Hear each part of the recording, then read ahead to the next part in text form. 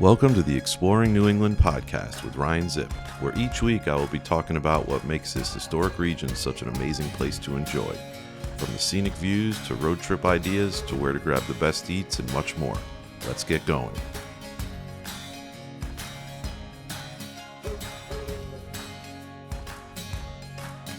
Hello everyone, and welcome to episode 4 of the Exploring New England podcast with me, Ryan Zipp. First of all, I can't help but not give a shout out to everyone who has supported this new venture of mine so far by listening on Spotify, Apple Podcast, Amazon Music, or watching what you are seeing right now, if you're seeing my face on YouTube. It's been awesome so far, and can't believe we're already 3 episodes in and on to number 4. But it's been a lot of fun, and it's kept me going with, trying to come up with stuff that I want to share with you guys. So last week I talked a lot about the different daffodil blooms going on around New England this month, highlighting Newport, Rhode Island as kind of one of the main ones. So I hope you guys enjoyed that, and also some of you might have used it to plan a trip to one of these spots. So you'll have to let me know how that worked out, if you've gone or will be going soon. So hope you got something informative out of it and enjoyed the episode. So this week's episode is going to be a little bit of a two-parter. So you've probably heard me in a couple of the episodes so far talk about the impending solar eclipse that was going to hit parts of northern New England. And that happened now. So that was Monday of this week. Like, I'm sure everybody watching this knows, whether you saw it from wherever you were as like the partial version, whatever percentage, or maybe you took the trip up to one of the spots in northern New England to see the whole thing. So that was a really cool thing that happened. So I'm going to talk a bit about my whole experience with that and what I was able to capture. And then the second half of the podcast, I wanted to kind of continue with the trend of blooms happening in New England, and the one that's the closest to me here in Connecticut, and that's the Wooster Square cherry blossoms that pop out every April. So it's something I always look forward to, and I thought I'd just talk a little bit about that with that happening right now as well. So again, welcome. This is episode 4, and here we go. So obviously the big story of recent memory on national news, but especially in all the states where people are going to be able to see the totality of the solar eclipse. So that happened this past Monday afternoon. So my plan kind of started well over 5 months ago, close to 6 months ago. And looking at where the path was going to go, decided to head up to Vermont for it. Just a lot of options for the area where it was going to be. I was going to reach total, and just Vermont has always been a place that I've loved going to, no matter the season. So I thought it fit really well, and decided to book then because this was like end of October, beginning of November. Most spots were already booked, and the places that weren't were pretty pricey already. So I kind of looked out and found a 1-bedroom house Airbnb in Waterbury, Vermont, just a little bit south of Stowe.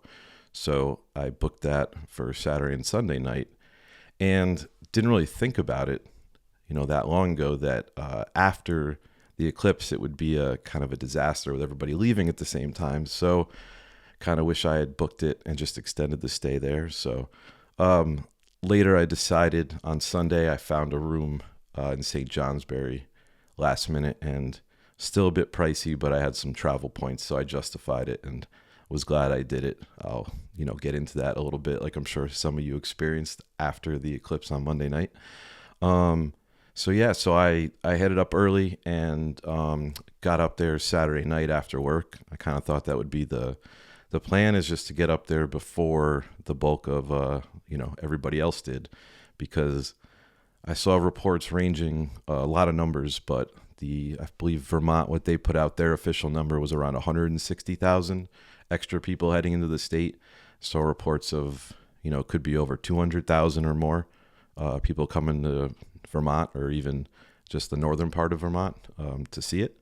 So I got up there Saturday night, and there wasn't really anything crazy going on yet. And even Sunday morning, got up and I kind of wasn't sure what to expect, honestly. So I packed food for every meal and snacks, just not knowing where I'd be able to get to. But I was able to do some back road driving on Sunday around spots around Waterbury and Stowe, visit some old favorites. And it was pretty wild to see still a good amount of snow cover on the ground from the big storm they had got only a few days earlier. So it was kind of weird being, almost mid-April and seeing snow on some scenes, and also up on the mountains. The higher ones had more snow on them. So it was really cool. We didn't get much winter this year, so it was like a nice little bonus in that regard. And I popped in to grab a coffee in Waterbury. It's right there on the main road. It's called Vermont Artisan Coffee. And I think every time I'm up that way, I usually stop in and get a coffee, at least, maybe a snack. This time I went with the maple latte, so it was very good. And the one thing I saw there, I knew I had seen online with a lot of places, is they were having an Eclipse viewing party on Monday. So it was cool to see all the different businesses. I know there was some breweries and restaurants, and just obviously at the ski areas, just having different events. So it was cool to see everyone getting excited about it, and hopefully a lot of these businesses benefited financially from it. So it's always a good thing. So Sunday wasn't that bad, and I actually met up with my buddy Jack from Boston, who we had planned on kind of meeting for the Eclipse. And we met up Sunday, just kind of doing a little back road cruising and just talking a bit about plans for where we were going to set up and shoot the Eclipse. So the original plan was a farm with a cool barn scene in Cambridge, Vermont, north of Stowe. We had a spot all lined up, and it was going to rise up over this kind of barn farm scene. And then we started kind of looking at all the weather reports, and obviously it could make you get super worried about getting clouded out. There was some higher thin clouds moving in from the west. So we audibled a bit. We decided to kind of see how it would be end of day Sunday, Monday morning, and we decided to head northeast. So after checking out on Monday morning, I met up with Jack and we headed to the Northeast Kingdom. We first stopped at Lake Willoughby, stopped at the little lake store there. And then we kind of had a few spots to look at. Jack had been researching and pulled up, and we originally pulled over one of the side spots right on the lake, and it had a cool view, but there wasn't much room, and cars were flying by us at crazy high speeds, and it just wasn't what we had in mind to kind of enjoy this experience. And also, you just never know, someone on the road not paying attention. So we quickly left there, and Jack had found this pond kind of up more north called Pensioners Pond, and in the small town of Charleston, Vermont, pretty far north. And we kind of decided that was going to be it. We were going to ride or die with it, because we wouldn't really have much time to go anywhere else and get in position. So we kind of picked that and made peace with it and headed up there. So we got in, and it's like a pond access kind of dirt road in and parking spots. And looked up later, the pond itself is called a pond, but they call it a 170-acre lake. A lot of people do fishing on throughout the year, ice fishing as well. I saw some people talking about. So and we pull in, there was actually a state trooper there just kind of hanging out in the lot, and we asked him, and he said, yeah, just don't block the path in for people if they want to put a boat in. So we got settled in. We got there just about 10 a.m. Monday morning, and that's where we would stay for the whole day. So it ended up working out. It was a real cool lake, and on the other side there were a handful of cool houses, even an A-frame cabin up on the hill a bit. So it was calm for bits, so you get a nice reflection. So, and most importantly, the clear path above in the sky for the hopefully capturing the eclipse. So besides just being a good spot for the eclipse, it was awesome just to post up, since we'd be waiting there, for 5.5+ hours before anything would really happen. So for a while we were the only ones there. Then a caravan of a few cars pulled up, a family. There was an older gentleman that had a whole telescope set up, rigged to like a laptop, and he had it like in the back of his car with like a tarp over it, so people could kind of see what was going on with it, which was really neat. For a while after that, it was just us, our two groups, and then as it got closer to the main event, some more people did kind of find it, and it was people from Vermont, Massachusetts. There was even a little family there that was there from California. They had originally planned on, they flew out and were staying in, I believe, Lake George area, somewhere in New York State. And then with the weather report, like we were watching, got nervous, and then just started kind of driving east, and not sure exactly how they ended up there, but they did. So it didn't end up being a huge group. I know some of these areas, obviously towards Burlington and stuff, it was nutty. I don't know final counts. I didn't end up seeing anything. There's probably some numbers out there, but we probably had about 20-25 people where we were. So it was nice. It was, to have some people with us for the whole vibe, experiencing it, but it wasn't overrun. And we had, like, since we got there first, we had a nice like lakefront spot. We set up our chairs and had like a whole handful of tripods set up for, telephoto rig, wide angle rig, and iPhone, to get some video footage. So we got set up, and then it was just a wait, and we could see these higher thin clouds in the distance, like just above the tree line over the lake. So it kind of every 20-30 minutes or so, we could see them approaching, and we were trying to like guesstimate, like putting your thumb up and timing it and taking photos, and just, started hoping for the best. We knew there were, weren't going to be thick clouds, but we really honestly didn't know exactly how they were going to affect the eclipse itself and capturing it, if the photos were going to be affected and not have as much detail by the clouds. So with this being just such a once every a ton of years event, we, we're hoping for the optimal conditions for it. So that kind of added another layer to it, besides just being anxious and excited for the event, just watching these clouds creep in. And they kept coming. And it was one of those things we were like, just give us 15 more minutes till we can kind of get to the event, and, and then we would be good. So it was, it was tough to kind of just wait around for a while. But then we had a bit of a countdown going, like an alarm set, and then when it was getting close to when it was going to start, we kind of settled in and made sure cameras were on the right settings, and we had everything good to go. And I was I was using my Canon R5 camera on my Canon 100-500 L lens, and I had the 1.4x converter on it. Just some camera nerd talk for anyone watching who's interested in what I was using. So I had an equivalent with the converter of 700 millimeters on a full frame body. And then at the end, I had the solar filter. I believe it was 16.5 stop. So that was my rig for like what I was going to attempt to grab the closer up detailed shots with. So I was looking through on like the live view on the back with everything set up, and I'm looking, and all of a sudden I saw the first little kind of nibble, and I remember saying, "It started. Here we go." So at that point we kind of settled in, and we knew that would be an hour plus. Forget exactly at the moment the time, but it was going to take a little bit. So fired off some shots, and then just kind of periodically was taking shots throughout, getting the different phases as the moon was kind of starting to block more and more of the sun.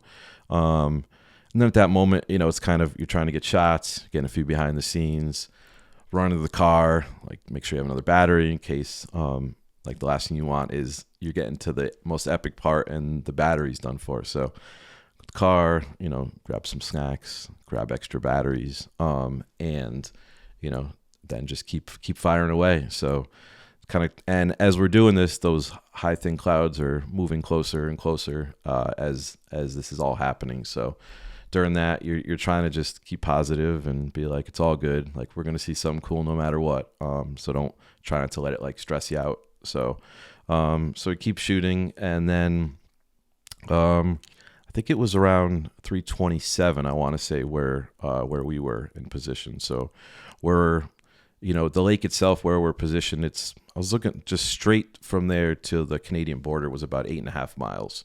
So pretty far north. We're just to the southeast of Derby and Newport.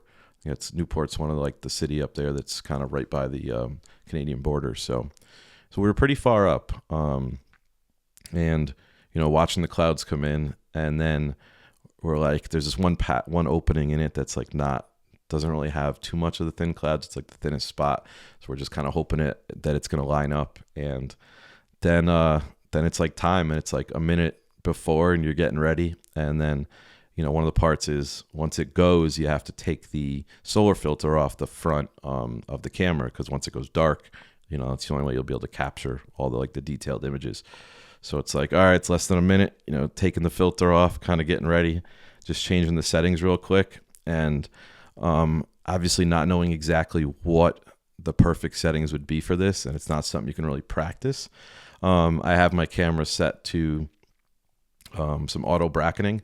So I have a exposure I'm targeting in the middle, and then I had it set to take one image 2 stops over, one image 4 stops over, and then the other way, one image 2 stops under, one image 4 stops under. So it's a much more extreme range that I would normally do for a bracketed shot. But because this was a once in a lifetime thing, I figured between those 5 shots, I'd have something for each phase, hopefully, when I go look through and edit. And luckily it turned out to work. So, and the whole time too, once I got it focused, I shut off the autofocus, because the last thing I wanted was to hit it and then it lose focus, and then then try to gain it back when this is all happening. So made sure to turn that off, so it was just on manual focus. And then then it was, when it was go time, it was it's really hard to describe. It's like, even as it was 95, 98, it was still pretty bright. It would start to get a little darker, a little cloudy as you got to it, but not too much of a difference. But the wind was picking up a little bit. It was getting a little bit cooler as it got to that point. And I had, the iPhone kind of just going and recording just video, just to kind of get the transition and just the change of it, And yeah, kind of right as it's going, it's getting close, and we could see it, and it was wild, because it was you could almost see this line of dark clouds to the right, just almost a second or so before it went to totality, and it was kind of this darkness wave came in, and then all of a sudden it was kind of did a little stutter and flash, and then as this is going, I'm just starting to kind of hammer off shots, because you're trying to get each little process. You don't have much time to get those ones when it starts happening, and then at the end when it's kind of leaving the phase. So I'm just firing off shots, and at the same time I'm just trying to take it all in, because I didn't want to just be completely focused on the camera aspect of it, but I also wanted to just sink this in, because I don't know when something like this is gonna happen again for me, that total, seeing totality. I think the next time it's going to be anywhere in New England is 2079. So if I'm around, I'll be 96, I think, showing my age if you can do some math backwards.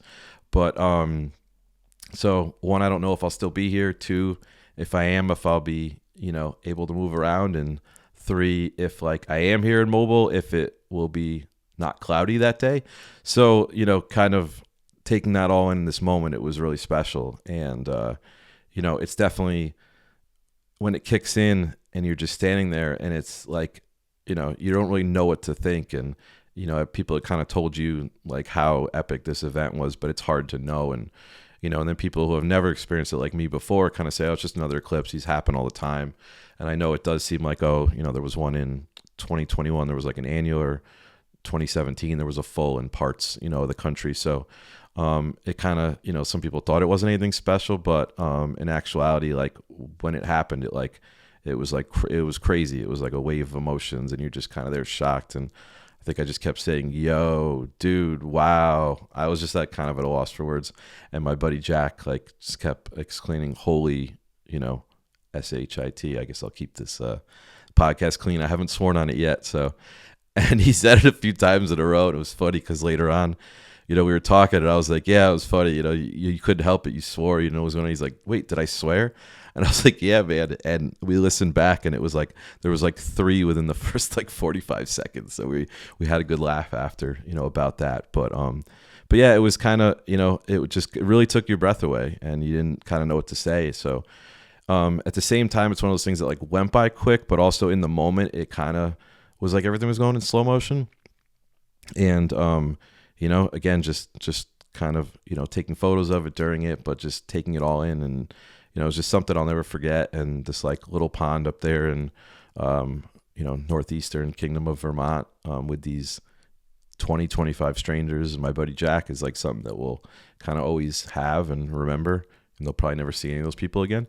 So, so the whole time, like we're just shooting and trying to take it all in. And then before you know it, all of a sudden, it's kind of, about to exit it. And it was weird because it was like the lower part of the sky kind of almost looked like sunrise, sunset as it got to the end, where we were, I believe it was 3 minutes and 17 seconds of totality. So it was a pretty good amount of time. I'm glad we kind of got as far north as we did and, got to experience it.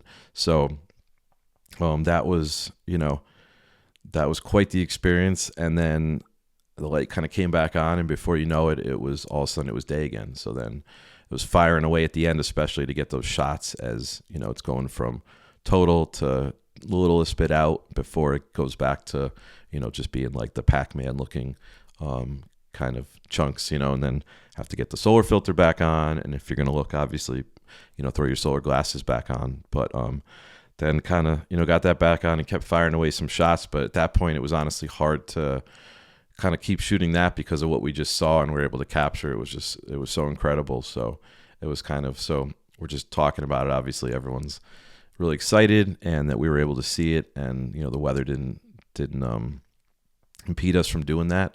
And just after the last year and a half, 2 years with 2 winters that weren't really wintry for New England, and it just rained so much last year after the drought the year before, and foliage last year was off and the blooms were off. So for photographers like us who travel around and like target all these things, it was just, we just didn't really have many favorable conditions over the last kind of year and a half. So to get this one was really awesome, because this is obviously, you can't just get this one next year, you can't get this one next fall. So so it was awesome. It was like, relief, excitement, just pure happiness. And yeah, it was really cool. So throughout this, if you're listening, you won't be able to see, but if you're watching the YouTube version at this point or before, I'll be putting up some photos of like the behind the scenes and the photos I was able to capture during these different phases. And there's one really cool thing.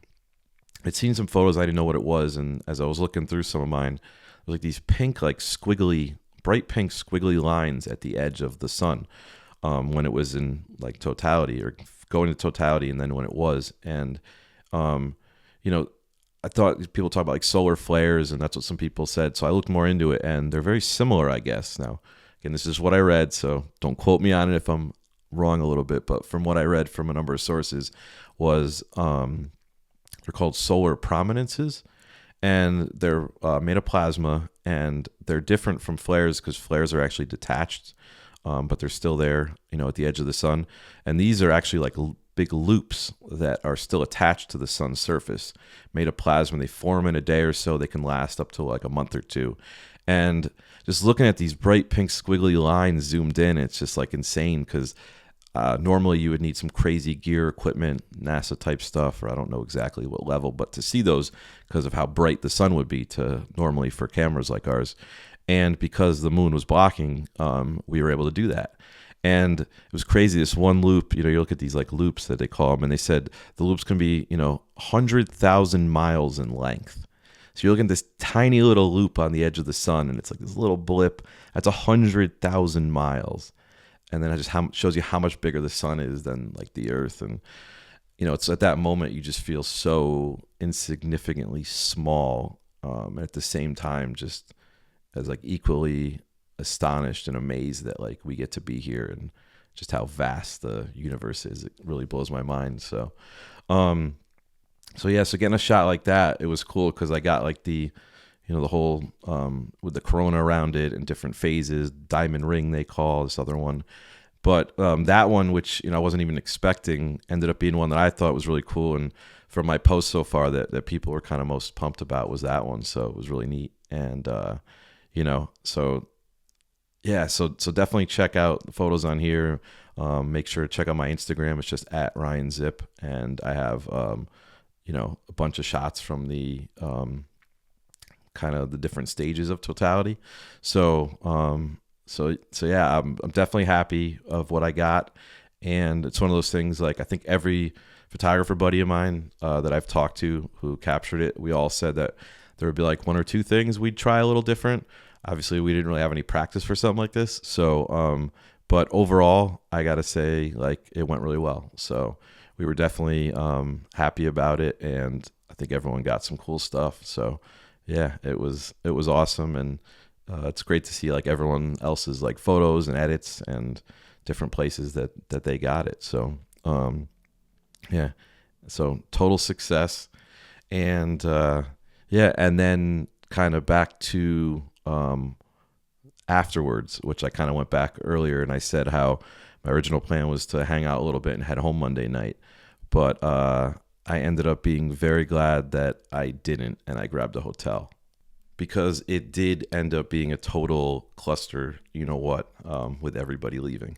So we knew it and we saw it happening. So we decided to kind of head the opposite way, head to Newport, which again is a little northwest from where we were, to like just grab some beverages, find a bathroom, and kind of reset, see what we were going to do. And just the traffic heading the other way out of Newport, they had a lot of like events there. People were there viewing it. And then immediately just looking at 91, and it was just complete parking lot already. And this is probably, I don't think it was even 5 o'clock yet. So yeah, it was total disaster. And we ended up hanging out a little bit, Jack and I, in Newport, just kind of sitting there and just talking about the experience and everything and how cool it was, and kind of laughing about stuff. And then he was staying back in Stowe for the night.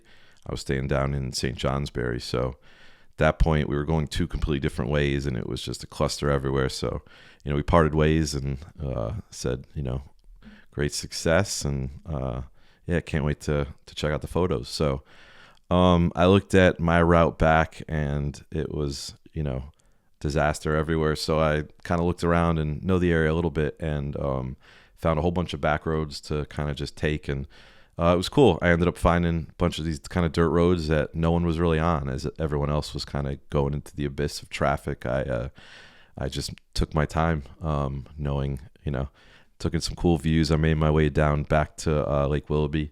Found a cool dirt road with like this view from kind of far away of the rocks on both sides of the lake there, and then made it to the lake.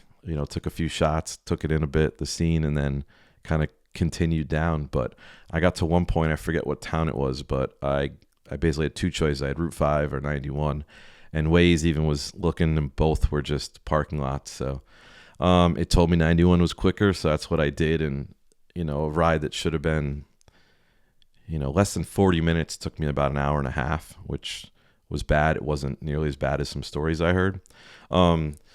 If I had tried to make the drive back to Connecticut that night, I probably wouldn't have got home till like 2 a.m. Could have been later, from what I was hearing from other people, close to 3 a.m. So I was glad I got to stay and posted up there in St. Johnsbury. And I would keep looking at my phone just out of curiosity at the traffic, Google and stuff. And there was still crazy traffic in the red just before midnight when I passed out. So I think it was a thing of people. Some people might have gone up Friday. I went up Saturday. Some went up Sunday. And I know a lot of people just kind of came up Monday morning for it. So you had, however many number of thousands of people came up, but they came up over a handful of days and parts of the days.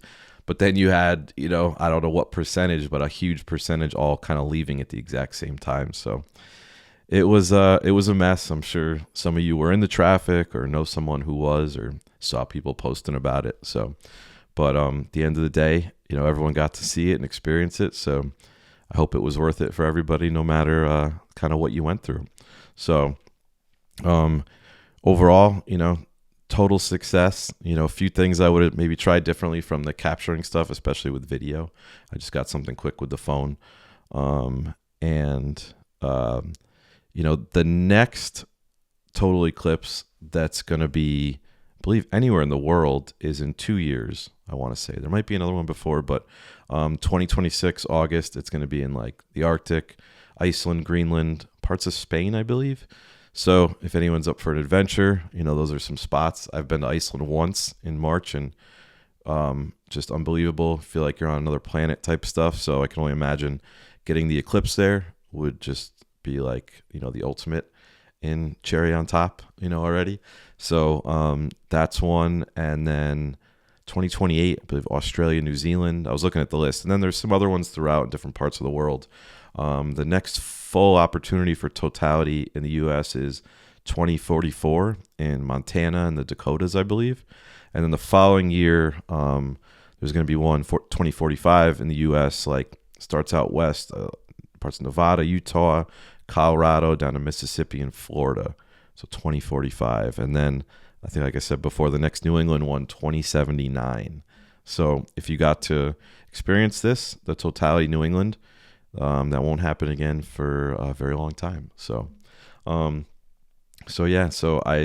definitely recommend it if you ever are up for like traveling to one of these things and you can make it happen. It's a very cool experience. So kind of hope you enjoy my little kind of story about my personal adventure with it and successful capture of it, and then seeing some photos on here of what I was able to get. It was really cool. And thanks to everyone for for sharing kind of the photos so far and just all the cool comments coming in about it. I'm glad you were able to kind of come along with me on this awesome journey.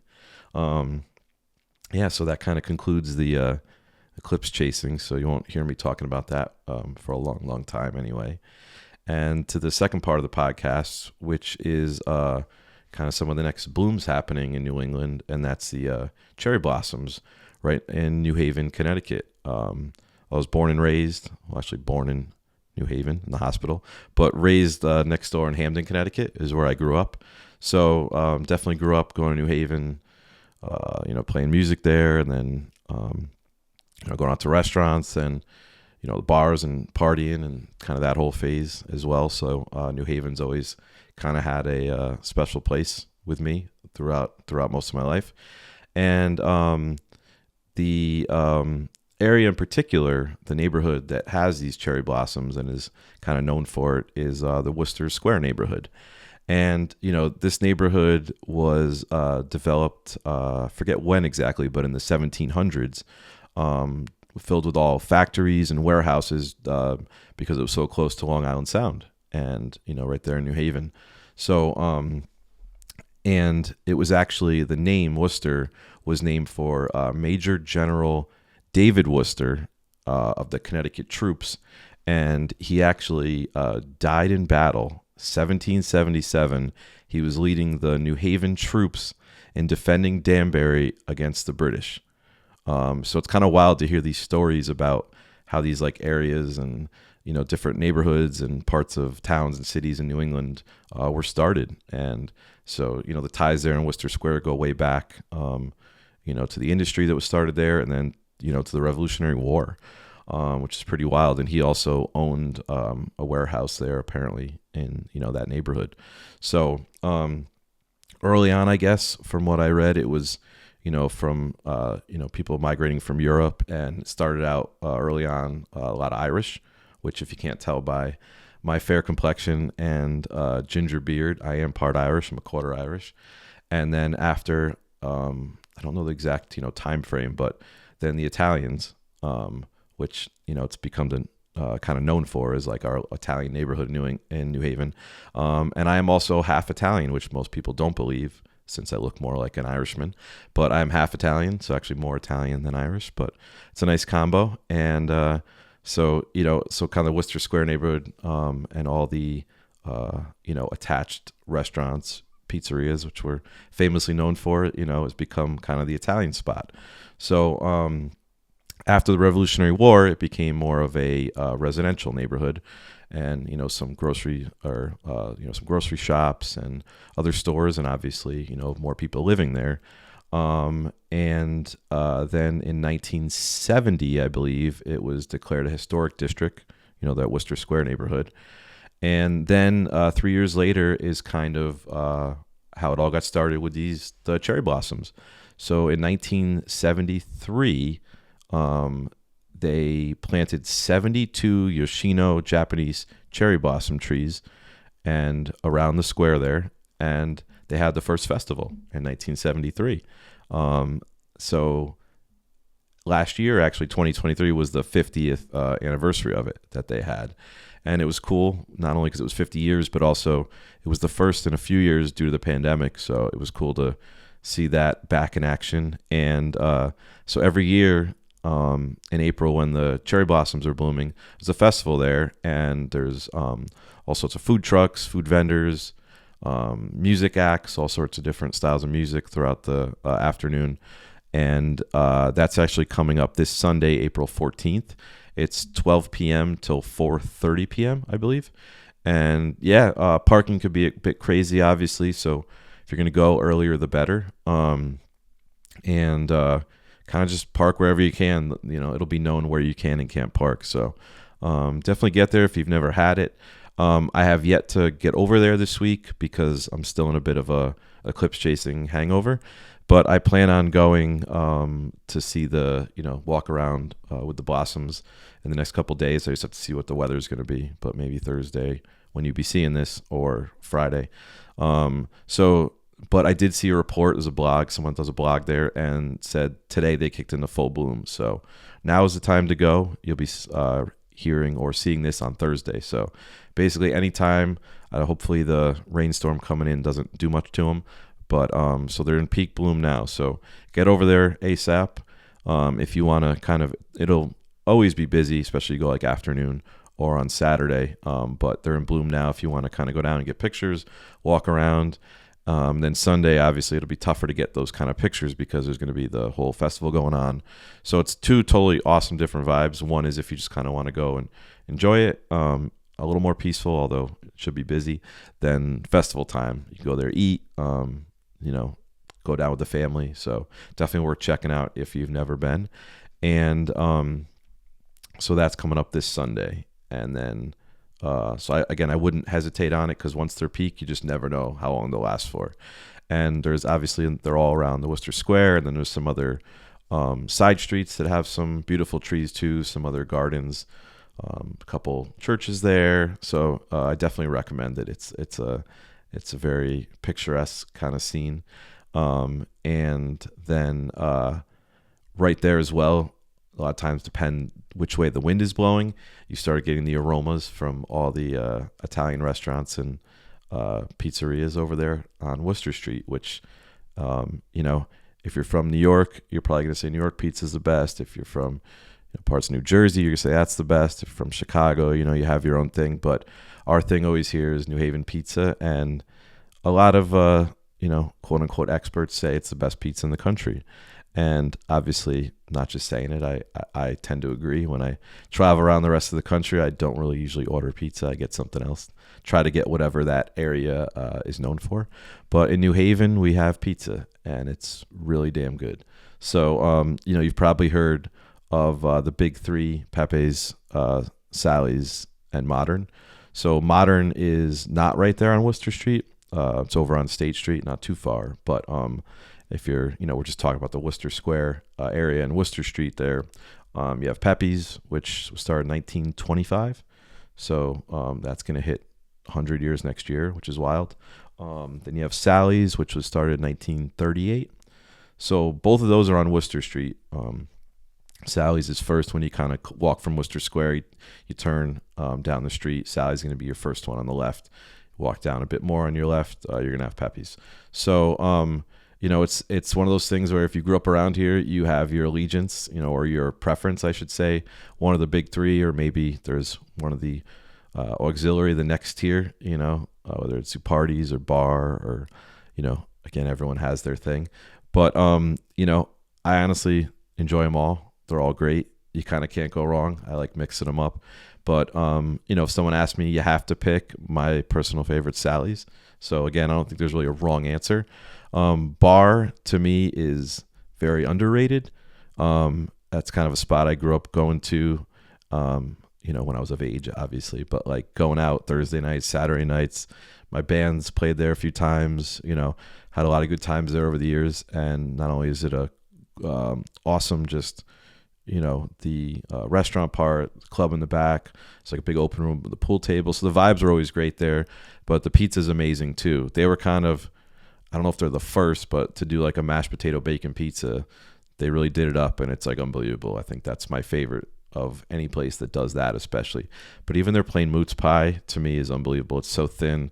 I can eat like a whole pizza to myself, no problem.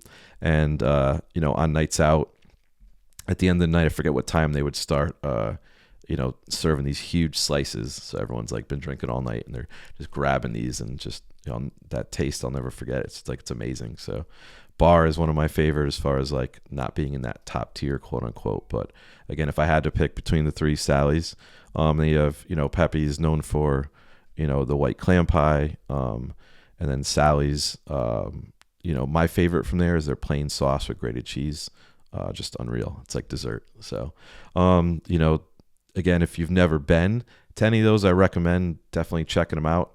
Some spots do some like pizza tours, Taste New Haven, I believe it's called. Yeah, they do a lot of stuff, pizza making classes, but you can kind of go on a tour and hit up a bunch of spots. Shout out to Ernie's, another one in New Haven, old school, really good. That's my mom and stepdad's kind of favorite place. They've kind of been friends with the owner there for a while. I remember going there as a young kid. So Ernie's is another spot that kind of is in that second tier, old school, that doesn't get kind of talked about enough, but they make an awesome pie as well. So then you got two parties, that's West Haven, but kind of considered in that very good as well. So and then there's a new kid on the block over there that opened in late 2019, and somehow with pandemic schedule, just I've been busy and like I haven't made it to, called Zanelli, and I've heard nothing but good things about it. It's a different style of pizza. It's not your traditional New Haven of beats. So so it's been on like one of those I have to get down there. So it's very long overdue. But again, Zanelli, it's right there on Wooster Street as well, and you got to respect those guys for like going in there and being like, we're going into like the Mecca and we're going to do our own thing and be successful at it. And obviously they are. So they're still going. So shout out to them. And I have to get down there ASAP. So, and then actually what's kind of crazy, I was looking up kind of the dates on some of these when they opened. I didn't want to misspeak, but actually they're even longer than Pepe's is Libby's, the pastry shop that was opened in 1922, which is wild. So they're over 100 years now. And obviously pastries, different cookies, cannolis, and then of course Italian ice. So I'm sure if you've grew up in the area, you've had a Libby's Italian ice. So, it's kind of one of those things, you have some pizza, it's a nice night, you get out, you walk a little bit, you digest a little bit, and then you go and you get a cannoli, you get an Italian ice. So it's a nice ender. And whenever I go to do my like annual pilgrimage to walk around Wooster Square with my camera, I'm kind of drawn like literally like the cartoons, like, the smells coming over and I'm like, it just like pulls me down. I can't not take a walk. And, typically those pizza spots are like jam packed. So tough to just grab a pie, unannounced, but make your way to Libby's, grab a snack, grab an Italian ice if it's warm, and just kind of sit out and enjoy it all. It's, I guarantee you won't be disappointed. Another pizza spot over there that is, they had a fire recently. I forget what, a couple years ago. I don't know if it's a Bates or a Bate. I'm gonna get fried if I pronounce it wrong. But they opened up there, I think 1992. someone that was like in a lineage of old school pizza places as well. But they had a fire there, so they kind of had to close that down. They're still dealing with that, but they have opened up like a temp spot. It might keep it as well. I don't know, in North Haven, just north of Hamden, where I'm from. So it's good to see that they're still operating, and people are able to go get their pie from them still. So hopefully they get back up and running soon if they're going to open the Wooster spot back up. But they're another one there on the street. And there's a few other restaurants as well. So if you've never been, now is the perfect time with the cherry blossoms blooming. Try out some of the pizza or some other good Italian food over there. So yeah, and again, this coming Sunday, April 14th, is the Cherry Blossom Fest, 12 to 4:30.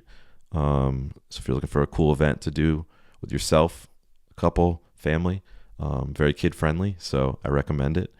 And yeah, just get down there anytime to see them, because it's one of those things, if you miss it, you got to wait a whole nother year. So now is the time. And yeah, I'm going to make it down there myself in the next few days, I believe.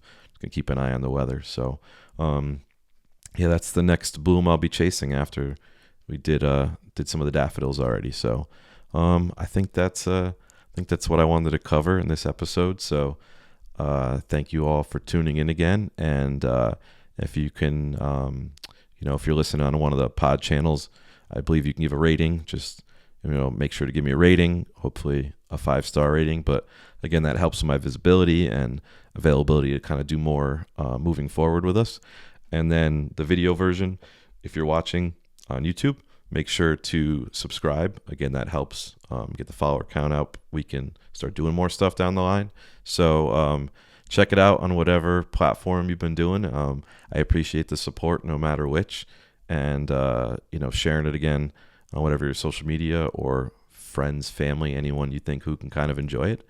And yeah, thanks for supporting this new journey of mine so far. So that's episode 4 in the books. Next week will be episode 5, and have a few ideas I haven't settled in on yet what I'm going to kind of go with. But hopefully you guys tune in again. So I'm Ryan Zipp, and this is Exploring New England podcast, and I'll see you guys next week. Thanks for tuning in.